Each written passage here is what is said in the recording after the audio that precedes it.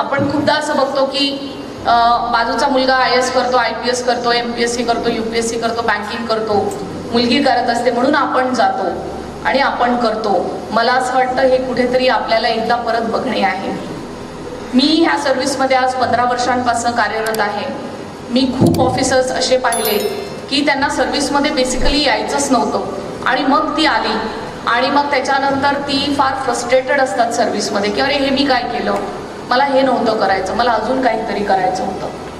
तर उपस्थित मुलामुलींना मी हे नक्की रिक्वेस्ट करेन की हे क्षेत्र खूप मोठं आहे, इथे खूप मेहनत लागते आणि एकदा ह्या क्षेत्रामध्ये आलं की वळणं कठीण परत. त्यामुळे तुम्ही ह्या क्षेत्रामध्ये यायच्या आधी विचार करा की तुम्हाला आयुष्यामध्ये खरंच काय हवं आहे. What is the thing that you want in your life. हा कुठेतरी आपण सतत विचार ठेवला पाहिजे की सिव्हिल सर्व्हिसेस ते क्षेत्र आहे